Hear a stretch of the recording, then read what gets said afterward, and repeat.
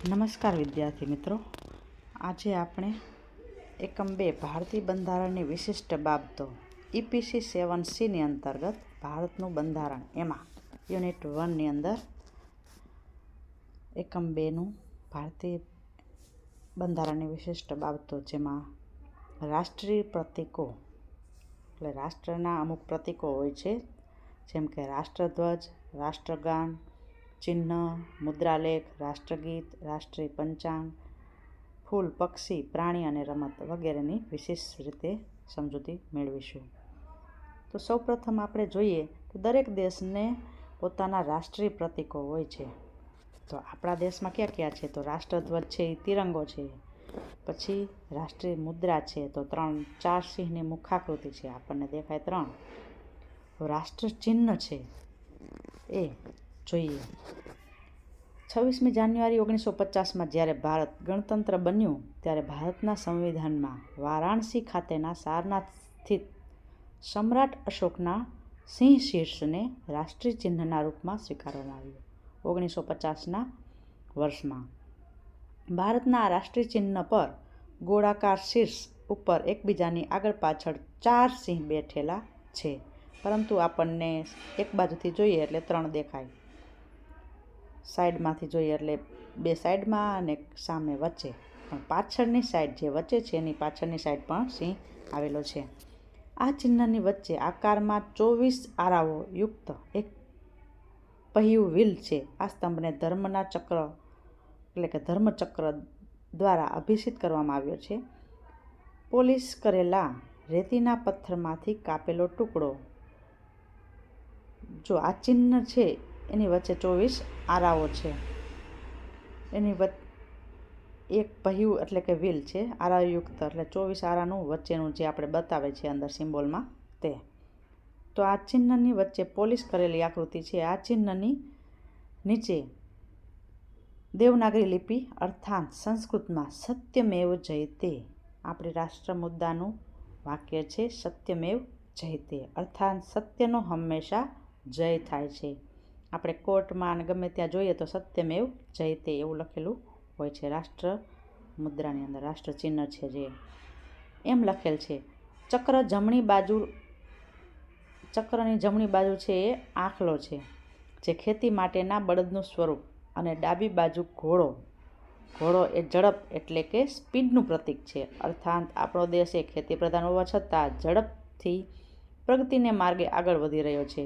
સાથે પૃષ્ઠભાગના કેન્દ્રમાંની ઉપસી આવેલી આકૃતિમાં દેખાય છે.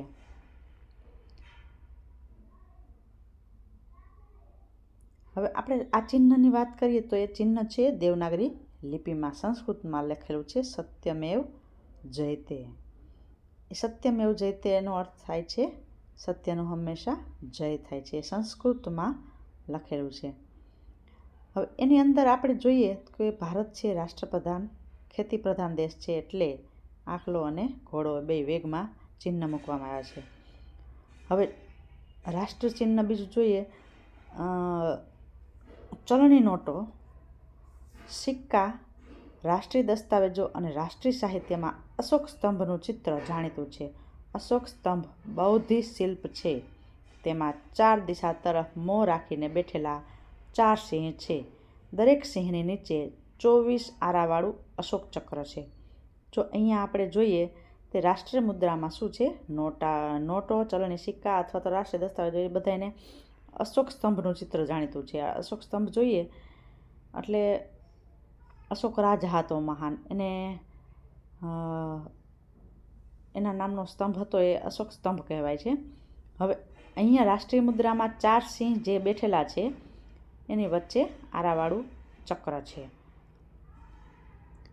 ચારે ચક્રની વચ્ચેની જગ્યાએ વૃષભ, અશ્વ, હાથી અને સિંહ એમ 4 શિલ્પો છે. ચારે ચક્ર જે છે, ચારે બાજુ જેટલા સિંહ છે એની ચારે બાજુ ચક્ર છે, અને ચક્રની અંદર શું છે મોઢામાં, તો કે વૃષભ, અશ્વ, હાથી અને સિંહ. વૃષભ એટલે બળદ, અશ્વ એટલે ઘોડો, હાથી અને સિંહ. આ 4 શિલ્પો છે. ભગવાન બુદ્ધનો જન્મ થયો ત્યારે તેમની માતાને સ્વપ્નમાં હાથી દેખાયેલો, એટલે હાથી. બુદ્ધનો જન્મ વૃષભ રાશિમાં થયેલો એટલે વૃષભ. બુદ્ધે ગૃહત્યાગ વખતે કંથક નામના ઘોડા ઉપર સવારી કરેલી એટલે અશ્વ. આમ 3 પ્રતીકો ભગવાન બુદ્ધના જીવન સાથે સંકળાયેલા છે.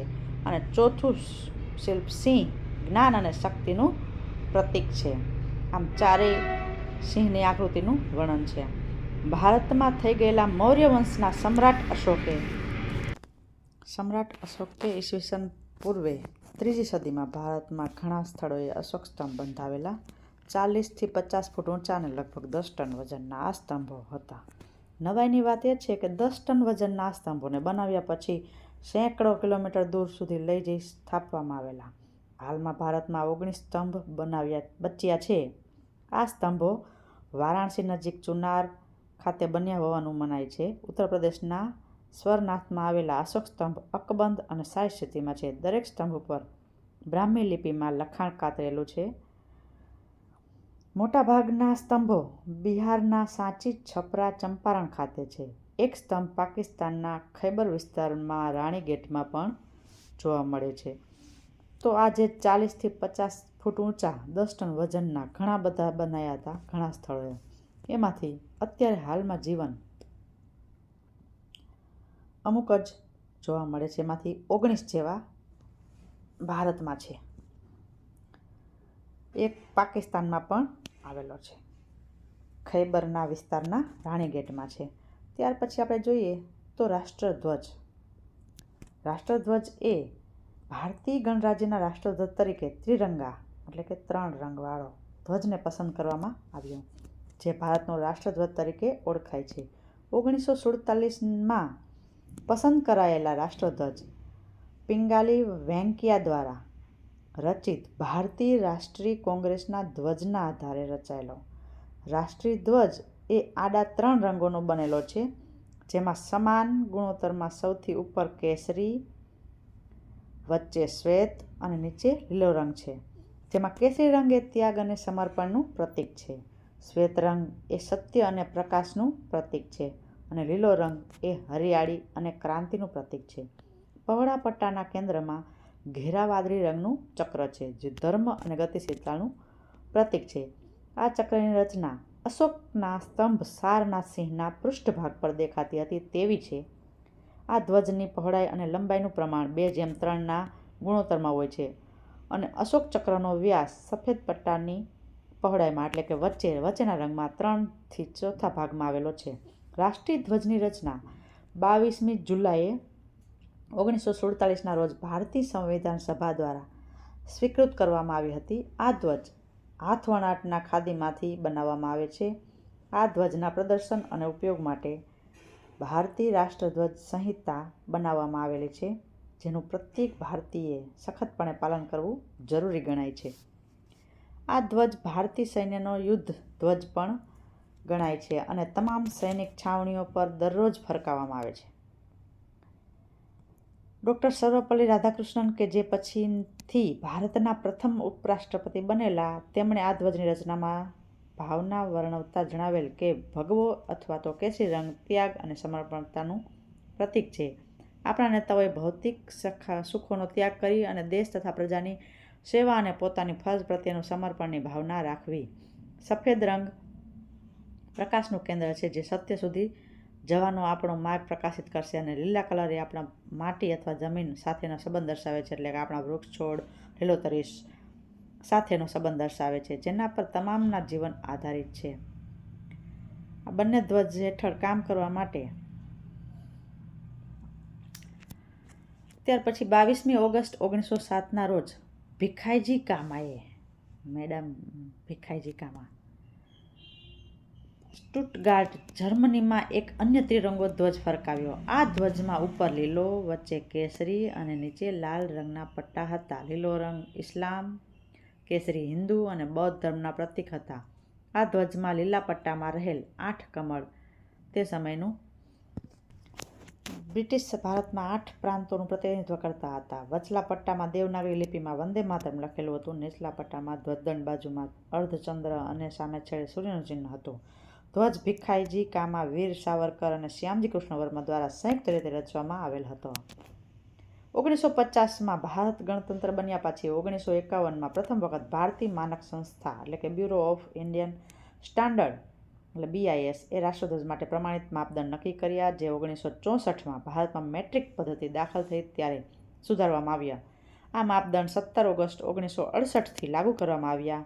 આ માપદંડ રાષ્ટ્રધ્વજ ઉત્પાદનના તમામ પાસાઓ જેવા કે માપ, રંગ, ચમક, દોરાઓ, કાપડ, વણાટ વગેરેનો ધ્યાનમાં રાખવામાં આવ્યું. ખાદી અથવા હાથ વણાટનું કાપડ જ રાષ્ટ્રધ્વજ બનાવવા માટે વાપરી શકાય છે. ખાદી બનાવવા માટે કાચા માલ તરીકે સૂતર, ઊન અથવા રેશમ જ વપરાયેલ હોવું જોઈએ. આ માટે 2 પ્રકારની ખાદી વપરાય છે: ખાદી બિન્ડિંગથી ધ્વજનો મુખ્ય ભાગ અને જ્યારે ધ્વજનો ધ્વજદંડ સાથે જોડતો ભાગ 3 તારના વણાટ સાથે ખાદી ડક વડે બનાવાય છે. આ પ્રકારનું વણાટકામ કરતા બહુ ઓછા કારીગરો મળે છે. આ ઉપરાંત માર્ગદર્શિકા મુજબ 1 ચોરસ સેન્ટીમીટરના આધારે એનું માપ નક્કી કરવામાં આવે છે. રાષ્ટ્રધ્વજ બનાવવા માટે કઈ સામગ્રીનો ઉપયોગ કરવાનો, તો એમાં લખેલું છે ફ્લેગ કોડ ઓફ ઇન્ડિયા 2002માં તારીખ 30 ડિસેમ્બર 2021ના રોજ સુધારો કરવામાં આવ્યો છે અને પોલિસ્ટરથી બનેલા અથવા મશીન દ્વારા બનેલા રાષ્ટ્રધ્વજને પણ મંજૂરી આપવામાં આવે છે. હવે હાથ વડે કાંતેલા અને હાથ વડે વણેલા અથવા મશીન બનાવટના સુતરાઉ પોલિસ્ટર, ઊન, સિલ્ક, ખાદીના કાપડમાંથી રાષ્ટ્રધ્વજ બનાવી શકાશે એવી છૂટ આપવામાં આવી. કાપડ વણાઈ ગયા પછી ભારતના માનક સંસ્થામાં મોકલવું પડે છે, જ્યાં તે તમામ માપદંડ ઉપર ખરું ઉતરે. પછી ફરીથી તેને ઉત્પાદનના કારખાને મોકલાય છે, જ્યાં સાફ કરવાનું અને યોગ્ય રંગોથી રંગી અને ઉપર અશોક ચક્રની છાપણી મારી ભરતકામ કરવામાં આવે છે. ધ્યાન એટલું રાખવાનું હોય છે કે અશોક ચક્ર બંને બાજુથી દેખાતું હોવું જોઈએ. ત્યારબાદ ફરી એક વખત ચકાસણી પ્રક્રિયાથી પસાર થઈ અને વેચાણ માટે મુકાય છે. એનું માપદંડ એટલે કે 2:3નો રેશિયો છે, વચ્ચે અશોક ચક્ર છે, એમાં 24 આરા છે, એવું બધું માપદંડ હોય છે. રાષ્ટ્રધ્વજ એની અંદર એની આચારસંહિતા, તો 2002 વર્ષ આચારસંહિતા એટલે કે ક્યારેક આપણે રાષ્ટ્રધ્વજનું ધ્વજવંદન કરીએ છીએ ત્યારે ઘણી વખત આપણાથી એવી પણ ભૂલ થઈ જાય છે, જે નાના એવા ઝંડાઓ છે, રેલીઓ કાઢીએ છીએ, આ બધું હોય છે, ત્યારે આપણે ફરકાવીએ છીએ તો બરાબર છે, પણ એને અમુક ટાઈમ પછી ઉતારી લેવો, એને રસ્તામાં કે જ્યાં ત્યાં ફેંકવો નહીં, એનું અપમાન થાય એવું ક્યાંય પણ કરવું નહીં. આ બધી આચારસંહિતાનો ધ્યાનમાં લેવામાં આવી છે. આ મુજબ રાષ્ટ્રધ્વજ જમીન અથવા પાણીને અડતો હોવો જોઈએ નહીં. 2005 સુધી રાષ્ટ્રધ્વજનો ઉપયોગ ગણવેશ કે પહેરવેશ પર થઈ શકતો નહોતો. 5મી જુલાઈ 2005 પછી ભારત સરકારે કરેલા સુધારા મુજબ હવે તેનો ઉપયોગ થઈ શકે છે, પરંતુ કમરથી નીચેના કપડાં એટલે કે આંતરવસ્ત્રોમાં ગાદી, તકિયાના કવર કે ગળાના સ્કાર્ફમાં ઉપયોગ થઈ શકતો નથી. રાષ્ટ્રધ્વજને ઊંધો એટલે કે કસાની અંદર ઊંડાઈમાં કે કશું વીંટાળીને ફરકાવતી વખતે ફૂલ પાંદડીઓ વાપરી શકાતી નથી. રાષ્ટ્રધ્વજ 2005 પછી ફૂલ પાંદડીઓ પણ બંધ કરી છે સરકારે. રાષ્ટ્રધ્વજ ઉપર કંઈક લખાણ કરવામાં આવતું નથી. રાષ્ટ્રધ્વજ જ્યારે ખુલ્લામાં ફરકાવવાનો હોય ત્યારે સવારે ધ્વજ ચડાવવાનો અને સાંજે ઉતારવાનો હોય છે. જાહેર ભવનો પર અમુક ચોક્કસ પરિસ્થિતિમાં રાષ્ટ્રધ્વજ રાત્રે પણ ફરકતો રખાય છે. અમુક વિધાનસભા છે કે સરકારી શાળાઓ છે, અમુક મોટા કેન્દ્ર પર કાયમી તમે એના ફરકતો રાખી શકાય છે. રાષ્ટ્રધ્વજ ક્યારેય પણ ઊંધો ફરકાવી શકાતો નથી. રાષ્ટ્રધ્વજને ફાટેલી કે ગંદી સ્થિતિમાં પ્રદર્શિત કરવો તે અપમાનજનક ગણાય છે. આ જ નિયમ ધ્વજદંડ અને દોરીને પણ લાગુ થાય છે અને તેમનો પણ નિયમાનુસાર રખરખાવ કરવાનો હોય છે. ત્યાર પછી જોઈએ તો જ્યારે રાષ્ટ્રધ્વજને અન્ય દેશોના રાષ્ટ્રધ્વજ સાથે જાહેરમાં ફરકાવવામાં હોય ત્યારે અમુક નિયમો ધ્યાનમાં રાખવાના હોય છે. જેમ કે રાષ્ટ્રધ્વજ હંમેશા માનભરી સ્થિતિમાં અન્ય ધ્વજોથી સંપૂર્ણ જમણી એટલે બાજુ હોવો જોઈએ. અન્ય દેશોના ધ્વજ અંગ્રેજી ABCD મુજબ ગોઠવાયેલા હોવા જોઈએ. તમામ ધ્વજો લગભગ એકસરખા માપના અને ભારતીય રાષ્ટ્રધ્વજ કરતાં મોટા માપના તો નહીં જ એમ હોવા જોઈએ. દરેક દેશોનો ધ્વજ અલગ અલગ ધ્વજદંડ પર ફરકતો હોવો જોઈએ. એક જ ધ્વજદંડ પર એટલે અમુક સંજોગોમાં ભારતીય રાષ્ટ્રધ્વજને અન્ય રાષ્ટ્રધ્વજો સાથે પંક્તિની શરૂઆતમાં કે અંતમાં અંગ્રેજી વર્ણાક્ષરોમાં એટલે અક્ષરોમાં વર્તુળાકારમાં ક્રમમાં ફરકાવવાનો છૂટ અપાય છે. જ્યારે તમામ ધ્વજોને વર્તુળાકાર ફરકાવવાના હોય ત્યારે રાષ્ટ્રધ્વજને વર્તુળની શરૂઆતમાં સ્થાને અને અન્ય દેશોને ધ્વજ તેનાથી ઘડિયાળના કાંટાની દિશામાં તેમ ગોઠવતા જઈ છેલ્લો ધ્વજ ફરીથી રાષ્ટ્રધ્વજ તરીકે હોય છે. આવી રીતના અલગ અલગ એની ગોઠવણી કરી અને રાષ્ટ્રધ્વજ જ્યારે અન્ય ધ્વજ જેવો જ કે વ્યાપારી ધ્વજ અન્ય જાહેરાતના બેનરો વગેરે સાથે ફરકાવવાનો હોય ત્યારે દરેક ફરકાવવાના નિયમો અલગ અલગ હોય છે. કોઈ પણ સ્પોર્ટ્સની વિધિ હોય કે મોટો ફંક્શન હોય કે દેશનું મોટું કાર્યક્રમ હોય, આ બધામાં બધાની જ નિયમો અલગ અલગ રીતે આપવામાં આવેલા છે.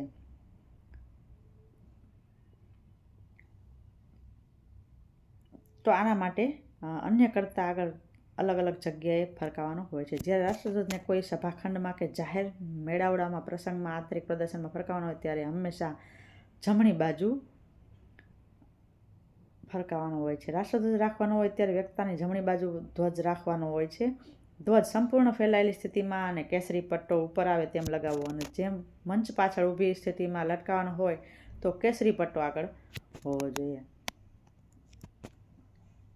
જો રાષ્ટ્રધ્વજમાં ફ્લેગ કોડના ભાગ 3ના સેક્શન 9માં ઉલ્લેખિત મહાનુભાવો સિવાય કોઈએ પણ વાહન પર ધ્વજ ફરકાવવો જોઈએ નહીં. એટલે ગાડી કે કોઈ પણ વાહન પર આગળ આપણે ધ્વજ ફરકાવી છીએ એ આટલા વ્યક્તિઓ છે 12, એ 12 સિવાય કોઈ પણ ફરકાવી શકે નહીં, તો ગુનો બને છે. પરંતુ આપણે ઘણી વખત જોઈએ છીએ કે અમુક રેલીઓ દ્વારા આપણે ક્યારેક ફંક્શન કરીએ છીએ ત્યારે ટ્રેક્ટર હોય કે નાની એવી ગાડી હોય એની પણ ઉપર આપણે દર્શાવીએ છીએ, પરંતુ તેની સાથે કોઈ પણ મોટા આવા 12માંથી એકાદા અધિકારી હોય જેમને અમુક છૂટછાટ આપેલી છે.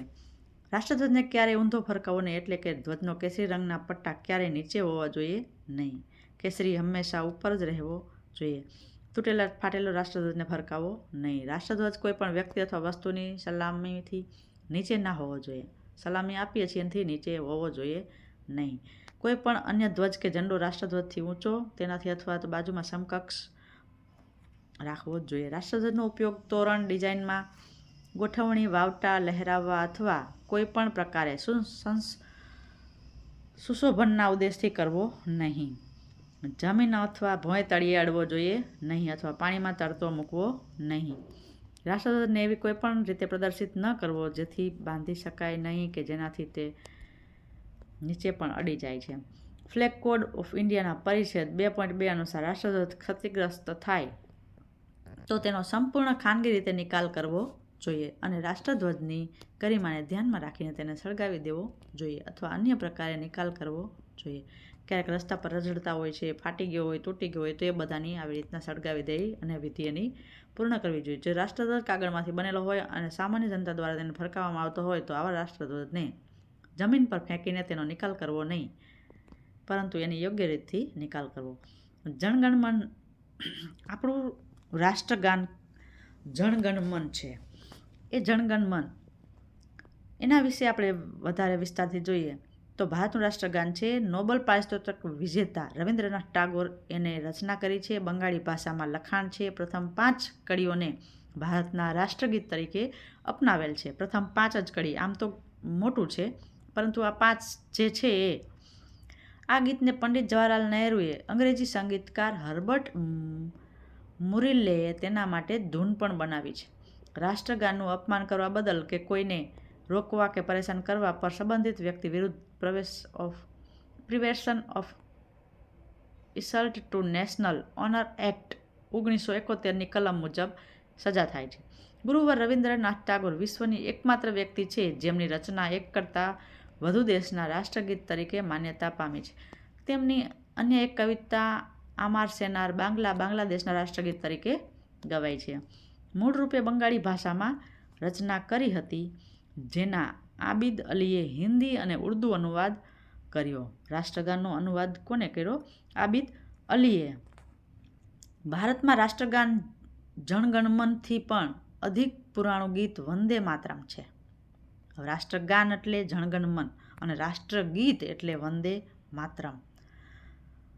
તો આ વંદે માતરમની બંગાળી લેખક છે 1882માં શ્રી બંકિમચંદ્ર ચટ્ટોપાધ્યાય, એટલે કે બંકિમચંદ્ર ચેટર્જી અથવા ચટ્ટોપાધ્યાય, બે કંઈ પણ કહી શકાય.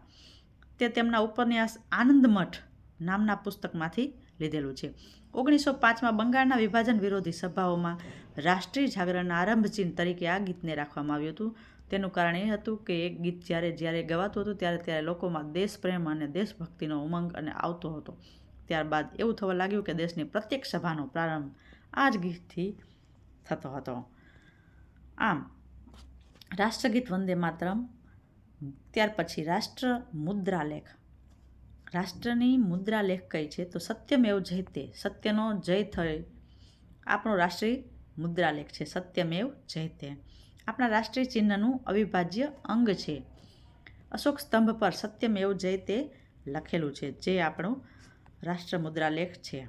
સત્યમેવ જયતે ભારતનું રાષ્ટ્રીય સૂત્ર માનવામાં આવે છે, જેનો અર્થ થાય છે સત્યની જ જય હો. મુંડક ઉપનિષદનો મંત્ર જેમાંથી આ ભાગ લેવામાં આવ્યો છે તે સત્યમેવ જયતે નાનોંત્ર સત્યેન પંથા વિતતો દેવયાનઃ. આ અનુસાર આખા મંત્રનો અર્થ છે કે સત્યનો જ વિજય થાય છે, અસત્યનો નહીં. સત્ય દ્વારા જ દેવતાઓની યાત્રા માત્ર વિસ્તાર થયો હતો. આ માર્ગ જેના દ્વારા અપ્તકામના ઋષિઓ જીવનના અંતિમ ધ્યેય સુધી સત્યના પરમધામને પ્રાપ્ત કરે છે. સત્યનો જ જય થાય, સત્યનો જ જય થાય છે, અસત્યનો નહીં. સત્યરૂપ ધર્મ વડે જ દેવયાન માર્ગ વિસ્તાર પામ્યો છે. જે માર્ગે પૂર્ણકામ ઋષિઓ જાય છે ત્યાં જ તે સત્ય સ્વરૂપ પરમાત્માનું પરમધામ છે. એટલે કે રાષ્ટ્ર મુદ્રાલેખ જે આપણે જોઈએ છીએ તેનો વ્યક્તિગત રીતે ઉપયોગ કરી શકાતો નથી. આ અશોક સ્તંભ શિખરની નીચે જોઈ શકાય છે. રાષ્ટ્રીય પ્રતીક અશોક સ્તંભની સાથે આ સૂત્ર પણ ભારતીય નોટો અને સિક્કાઓમાં છપાયેલું છે. અમુક જગ્યાએ આપણે જોવા જઈએ તો 50ની નોટમાં, પહેલાં જૂની નોટ હતી એમાં હતું. ત્યાર પછી આપણું રાષ્ટ્રીય પંચાંગ શક સંવંત. વિક્રમ સંવંત અને શક સંવંત બે સંવંત હોય. શક સંવંત એ વિક્રમ સંવંતમાં મુખ્ય વસ્તુ એ છે કે શક સંવંતની શરૂઆત વિક્રમ સંવંત પછી શરૂઆત થઈ હતી. ઇતિહાસ કહે છે કે ઉજ્જૈની નરેશ વિક્રમાદિત્યએ ઈરાન તરફથી આવેલ શક પ્રજાને હરાવી હતી. આ વાતની ખુશીમાં લોકોએ વિક્રમ સંવંત ઉજવવાની શરૂઆત કરેલી. ગુજરાત સાહિત્ય ભારતના મોટા ભાગના રાજ્યોમાં વિક્રમ સંવંતને જ અનુસરવામાં આવે છે, પણ તેમ છતાં પણ આપણી સરકારે વિક્રમ સંવંતને માન્યતા નથી આપી.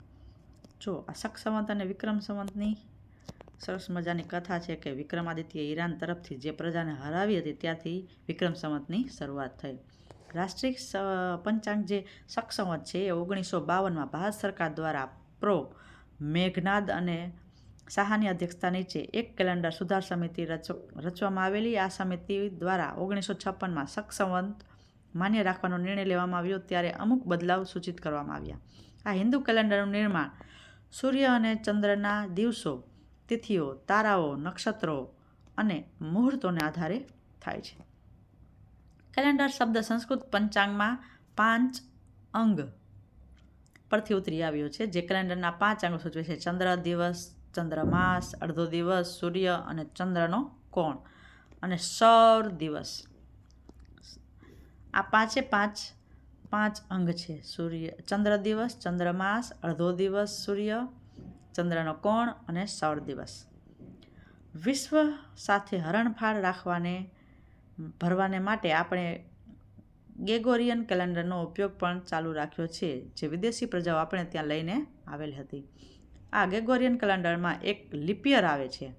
સૂરજની આસપાસની એક પ્રદક્ષિણા પૂરી કરવામાં પૃથ્વીને અંદાજે 365 દિવસ અને 6 કલાક લાગતા હતા, જ્યારે અલ્ફોન્સાઇન ટેબલ્સ મુજબ પૃથ્વી સૂર્યની આસપાસ એક ચક્કર પૂરું કરવામાં 365 દિવસ અને 5 કલાક અને 49 મિનિટ અને 16 સેકન્ડ લાગે છે. દર 4 વર્ષે સૂર્યની પ્રદક્ષિણામાં ઓછા દિવસો થવાથી લીપ યર થાય છે. તો લીપ યર દર 4 વર્ષે આવે છે. વિશ્વ સાથે ગ્રેગોરિયન કેલેન્ડર 20,871 અઠવાડિયા અને 97 લીપ ડેઝ, એટલે કે 29 ફેબ્રુઆરીને લીપ ડે કહેવાય છે. એટલે જેમાં 29 દિવસ હોય એ 28 અને 29 ફેબ્રુઆરીમાં 2 દિવસો હોય છે, પણ દર 4 વર્ષે 29 દિવસો થાય છે. 29મો દિવસ આવે છે. પછી 400 વર્ષ રિપીટ થાય છે. લીપ યર અને લીપ ડેના વિચારથી લીપ સેકન્ડનો કન્સેપ્ટ જુદો છે. હવે ત્યાર પછી આપણે જોઈએ તો રાષ્ટ્રીય ફૂલ આપણું છે કમળ. તો કમળનું વૈજ્ઞાનિક નામ નેલમ્બો ન્યુસીપેરા ગેટન છે. અંગ્રેજીમાં વોટર લીલી, સંસ્કૃતમાં સરોજિની, હિન્દીમાં કમલ અને ગુજરાતીમાં કમળ. તરીકે ઓળખાતા આ પુષ્પનો ઉલ્લેખ ભારતના તમામ શાસ્ત્રોમાં કરાયેલો છે. જીવનના આહલાદક પ્રતીક અને જીવન દર્શનના પ્રતીક એવા કમળ પુષ્પનો મહિમા યુગોથી થવાયેલો છે. કમળની અર્ધ ખીલેલી કળીઓ, વિશાળ પાંદડાઓ અને ચક્રાકારમાં ખીલેલું પુષ્પ કવિઓ, નર્તકો, લેખકો, પ્રેમીઓ અને સંગીતકારોની કલ્પનાને પોતાના વિશ્વમાં લહેરાવવા માટે મુક્તકાર આપી દે છે. ભારતમાં મળી આવતા તમામ પુષ્પોમાં કમળ એક જ એવું પુષ્પ છે જે મૂળ ભારતના માનવામાં આવ્યું છે. તે પુષ્પનું ભારતનું રાષ્ટ્રપુષ્પ તરીકે માનવામાં આવે છે. એટલા માટે કમળ વિશે આપણે વધારે જોઈએ તો ભારતનું રાષ્ટ્રીય પ્રતીક જે 26મી જાન્યુઆરી 1950ના રોજ અપનાવવામાં આવ્યું હતું. કમળનું સૌંદર્યનું પ્રતીક છે અને અનાસક્તિનું પ્રતીક છે. ગંદકીમાં ઉગવા છતાં પણ તે સુગંધ આપે છે. એટલે એનામાંથી ગુણ શીખવાનો છે કે ગંદકીમાં પણ ક્યાંય કમળ ખીલે છે. આપણે કહેવત છે ને તે મુજબ હિન્દુ ધર્મ અને પૌરાણિક કથાઓ કમળના ફૂલ પર દેવી સરસ્વતી બિરાજે છે, જેને વિદ્યા અથવા તો શિક્ષણની દેવી તરીકે આપણે ઓળખીએ છીએ. એટલે કમળ પર બિરાજમાન વિદ્યાની દેવી સરસ્વતી. અર્ધ ઉષ્ણકટિબંધી આબોહવામાં મીઠા પાણીના સરોવરમાં કમળ ખીલે છે. કમળ સફેદ, લાલ, વાદળી, ગુલાબી અને જાંબલી રંગમાં જોવા મળે છે અને તે મુખ્યત્વે એશિયન દેશોમાં જોવા મળે છે. કમળ સંપત્તિ, રહસ્યવાદ, જ્ઞાન ઉત્પાદકતા અને જ્ઞાનને દર્શાવે છે. ભારતમાં તેને વિજયની નિશાની માનવામાં આવે છે. તે એક પવિત્ર ફૂલ છે અને પ્રાચીન ભારતની કલા અને પૌરાણિક કથાઓમાં વિશિષ્ટ સ્થાન ધરાવે છે. પણ ભાજપનું પણ એ લોગો ધરાવે છે. સાંસ્કૃતિક મહત્વની સાથે સાથે કમળના બીજનો ઉપયોગ ઔષધીય તરીકે પણ કરવામાં આવે છે. હૃદયની બીમારીઓ, બરોળ અને કિડનીની સારવાર માટે ઉપયોગ થાય છે. કમળના બીજ, પાન, મૂળ અને પાંદડાની દાંડી ખાવામાં પણ ઉપયોગમાં લેવામાં આવે છે. તેનો શાકભાજી તરીકે પણ ઉપયોગ થાય છે. અનાદિકાળથી ભારતીય સંસ્કૃતિનું સૌભાગ્ય પ્રતીક છે. બૌદ્ધ ધર્મમાં પણ કમળનો પૂજનીય અને પવિત્ર ફૂલ માનવામાં આવે છે. આમ કમળ રાષ્ટ્રીય ફૂલને આપણે વધારે જોઈએ તો ત્યાર પછી જોઈએ રાષ્ટ્રીય પક્ષી. ભારતમાં 2000 કરતાં વધારે વિવિધ પક્ષીઓની જાતિઓ રહેલી છે, જેમાં આપણું રાષ્ટ્રીય પક્ષી મોર છે. જેમાં સર્વથી સુંદર પક્ષી જોવા હોય તો એ મોર છે. અનેક શતાબ્દીઓથી પુરાણો, સાહિત્યો, શાસ્ત્રો અને દંતકથાઓમાં મોરની સુંદરતાનું વર્ણન કરેલું છે અને ઉલ્લેખ કરેલો છે. 1963માં મોરને ભારતનું રાષ્ટ્રીય પક્ષી ઘોષિત કરવામાં આવ્યું. તે દેશની અંદર બધી જગ્યાએ જોવા મળે છે. મોર આપણી પરંપરાઓ સાથે જોડાયેલ છે. ભારતીય પરંપરાઓમાં મોરના પીંછા બુદ્ધિ સાથે સંબંધિત છે. ઉપરાંત ભગવાન કૃષ્ણને મોરના પીંછાથી તેમના મુખાકૃતિને સુશોભિત કરનાર દર્શાવવામાં આવ્યું છે. તે સામાન્ય માણસ દ્વારા ઓળખી શકાય છે. તેનો ઉપયોગ સરકાર દ્વારા પ્રકાશનો માટે કરી શકાય છે. તે અન્ય કોઈની રાષ્ટ્રીય પક્ષી તરીકે નથી. આમ દંતકથાઓ સાથે જોડાયેલ હોવાથી મોર એ ભારત, શ્રીલંકા, બાંગ્લાદેશ, નેપાળ અને મ્યાનમારના સ્વદેશી હંસના કદના પક્ષીઓ છે. મોરને 1963માં ભારતના રાષ્ટ્રીય પક્ષી તરીકે સ્વીકારવામાં આવ્યો. પ્રાચીન ભારતીય કલા અને સ્થાપત્યમાં મોરની આકૃતિનો ઉપયોગ થાય છે. હિન્દુ ધર્મમાં મોરને ગર્જના, વરસાદ અને યુદ્ધના દેવ ઇન્દ્રના છબી તરીકે દર્શાવવામાં આવે છે. ભારતીય વન્યજીવન અધિનિયમ 1972 હેઠળ મોરને સંપૂર્ણ સુરક્ષા આપવામાં આવી છે. એટલે મોર એ સર્વભક્ષી છે, બધું જ ખાય છે. મૌર્ય વંશના સ્થાપક ચંદ્રગુપ્ત મૌર્ય સંસ્કૃતમાં મયુરા પોશાખા મોર પાલકનું બાળક હોવાનું માનવામાં આવતું હતું. મોરની શારીરિક દેહ રચના અત્યંત આકર્ષક હોય છે. મોરના પીંછા અને તેનો રંગ આકર્ષક દેખાવનું મૂળ છે. મોર માથાથી પેટ સુધી ચમકદાર જાંબલી રંગનો હોય છે, જ્યારે ઢેલ ઘાટા કથ્થાઈ રંગની હોય છે. મોરને માથે કલગી હોય છે. તેનો ભરાવદાર શરીર રચનાને કારણે હંમેશા પોતાના પગ પર આધાર રાખે છે. વધારે પડતું ઉડી શકતો નથી. તે ઝડપથી દોડી શકે છે, પરંતુ ઉડવાનું ઓછું પસંદ કરે છે, કારણ કે શરીર ભરાવદાર હોવાને કારણે તેને ઉડવામાં ખૂબ મુશ્કેલી પડે છે. મોરના પીંછાનો વાદળી લીલો રંગ, જાંબલી રંગ તેને આકર્ષક અને નયનરમ્ય બનાવે છે. નાનું બાળક જે ચિત્રકામ શીખે તો મોરનું ચિત્ર અચૂક દોરે છે અને મોરના પીંછાને અલગ અલગ રંગોથી શણગારે છે. ત્યાર પછી આપણે જોઈએ તો રાષ્ટ્રીય પ્રાણી ભારતનું વાઘ છે. 18 નવેમ્બર 1972માં વાઘને રાષ્ટ્રીય પશુ જાહેર કરવામાં આવ્યું. આ શતાબ્દીમાં વાઘની અમૂર, બાલી, બંગાળી, કેસ્પિયન, ભારતીય ચીની, જાવાઈ, સુમાત્રાઈ અને દક્ષિણ ચીની આ 8 પ્રકારની પ્રજાતિઓ હતી. આ બધી જ પ્રજાતિઓમાં વાઘની સંખ્યા લગભગ 1 લાખ જેટલી હતી, જેમાંથી 40,000 જેટલા વાઘ તો કેવળ ભારતમાં જ હતા. વાઘને તેની લાવણ્ય, શક્તિ, ચપળતા અને પ્રચંડ શક્તિને કારણે ભારતના રાષ્ટ્રીય પ્રાણી તરીકે પસંદ કરવામાં આવ્યો છે. 1973માં 1 એપ્રિલના રોજ સરકારે વાઘને બચાવવા પ્રોજેક્ટ ટાઈગર શરૂ કર્યો. તેને ઉત્તરાખંડના જીમ કાર્બેટ નેશનલ પાર્કથી લોન્ચ કરવામાં આવ્યું. વાઘ નીચાણવાળા પ્રદેશો પસંદ કરે છે અને ઘાસના મેદાનો, સ્વેમ્પ્સ અને મેંગ્રોવ્સના જંગલોમાં રહે છે.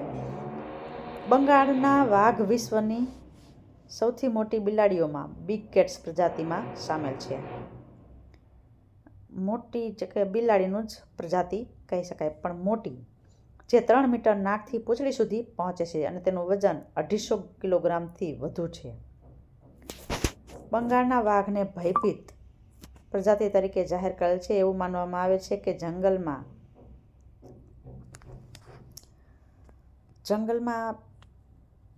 2000થી ઓછા બાકી છે. તેમના પર શિકાર અને માનવ અતિક્રમણ તેમના અસ્તિત્વ માટે સૌથી મોટો ખતરો છે. તો વાઘનો શિકાર કરી અને અમુક નાશ પણ કરે છે. વાઘ બાંગ્લાદેશ, દક્ષિણ કોરિયા, વિયેટનામ અને મલેશિયાનું રાષ્ટ્રીય પ્રાણી છે. આપણા સિવાય નાગપુરને ભારતની ટાઈગર કેપિટલ તરીકે ઓળખવામાં આવે છે. તેનો શિકાર, વાઘની ચામડીની ગેરકાયદેસર દાણચોરી અને શરીરના અન્ય અંગોને કારણે વાઘની વસ્તીમાં અચાનક ઘટાડો થયો છે. નાગપુર શું છે? ભારતની ટાઈગર કેપિટલ. નાગપુરમાં વધારે પડતા વાઘો જોવા મળે છે. સામાન્ય જીવનગાળો 10થી 15 વર્ષ છે. એની ઉંમરની વયમર્યાદા. બહુ થોડા વાઘ જંગલમાં 15 વર્ષથી વધુ સમય સુધી ટકી રહે છે, કારણ કે તેઓ વિશાળ પ્રાણીઓનો પીછો કરવા માટે ખૂબ નબળા પડી જાય છે. મા દુર્ગાના વાહન તરીકે પણ વાઘ આપણે જોઈએ છીએ. કે ત્યાર પછી જોઈએ તો રાષ્ટ્રીય રમત. હોકી એ આપણી રાષ્ટ્રીય રમત છે. પ્રાચીન રમતોમાંની એક છે. લાકડીની મદદથી બનેલા શેરવી ગોલ કરવાની સાદી રમત ગ્રીસમાં ઓલિમ્પિયાની લગભગ 1200 વર્ષ પહેલાં રમાતી હતી. ભારત તેની સોનેરી ગાથાની શરૂઆત કરવા માટે ઓલિમ્પિકમાં દાખલ થયું હતું અને આ સદીમાં પૂર્વાર્ધમાં વિશ્વકક્ષાએ રમતગમત ક્ષેત્રે ભારતની ઓળખ માત્ર હોકી દ્વારા જ થઈ હતી, જેમાં 1928થી 56 સુધીમાં ભારતીય હોકી ટીમ દ્વારા થઈ હતી, જેમાં હોકી ટીમે 6 ક્રમિક ઓલિમ્પિકમાં ગોલ્ડ મેડલ જીત્યા હોવાથી આ સમય ભારતીય હોકીનો સુવર્ણકાળ ગણાયો. 28થી 56 સુધીમાં કેટલા મેડલ જીત્યા? 6 ગોલ્ડ મેડલ જીત્યા. ત્યારે આપણે જોઈએ એની રાષ્ટ્રીય રમતની ઓવરવ્યૂ. તો એની ટીમ છે એ 2 ટીમ સામે ટીમ હોય. એક ટીમમાં 11 ખેલાડીઓ હોય છે. આમાંથી એક છે ગોલકીપર હોય છે અને 10 પ્લેયર હોય છે. આપણે અત્યાર સુધીમાં ગોલ્ડ મેડલ 8 જીત્યા છે હોકીમાં અને એક વખત 1975માં વિન પણ થઈ હતી. રાષ્ટ્રીય રમતની વધારે પડતા જોઈએ તો એની પ્રખ્યાતિ ધ્યાનચંદજીના સૌથી મોટો ફાળો રહ્યો છે. 29 ઓગસ્ટ 1905ના રોજ અલ્હાબાદ ખાતે એક રાજપૂત પરિવારમાં ધ્યાનચંદજીનો જન્મ થયો હતો. તે ઝાંસીમાં મોટા થયા હતા અને 36માં બર્લિન ખાતે જ્યારે ઓલિમ્પિક રમતોત્સવ યોજાયો ત્યારે તેમણે 14મી ઓગસ્ટના દિવસે ફાઇનલમાં જર્મનીની ટીમને હરાવી ભવ્ય વિજય પ્રાપ્ત કર્યો હતો અને સૌ પ્રથમ ગોલ્ડ મેડલ ત્યારે મેળવ્યો હતો. ખેલ વિશ્વમાં ભારતનું નામ રોશન કરવા માટે કેપ્ટન ધ્યાનચંદજીની યાદમાં ભારત સરકારે 29 ઓગસ્ટને રાષ્ટ્રીય ખેલ દિવસ તરીકે જાહેર કર્યું છે. ત્યારથી આ દિવસે ભારત સરકાર વિવિધ રમતવીરોનું બહુમાન કરી વિવિધ પુરસ્કારોથી પુરસ્કારિત કરે છે અને આજે પણ ધ્યાનચંદ હોકીની આપણે ટીમ પસંદ કરી અને એની યાદમાં આપણે રમીએ છીએ અને પુરસ્કારના નામને ધ્યાનચંદ પુરસ્કાર પણ આપીએ છીએ. ભારતમાં હોકી ક્લબની સ્થાપના 1855માં કલકત્તામાં કરવામાં આવી હતી. બંગાળમાં હોકી એ ભારતમાં પ્રથમ હોકી એસોસિએશન હતું. તેની સ્થાપના 1908માં કરવામાં આવી હતી. ભારતે 1928માં પ્રથમ વખત એમ્સ્ટરડેમમાં યોજાયેલી ઓલિમ્પિક્સમાં ભાગ લીધો હતો. તો ધન્યવાદ મિત્રો. આ બધા આપણા રાષ્ટ્રીય પ્રતીકો છે જેને વિસ્તારથી આપણે સમજ્યા. ધન્યવાદ.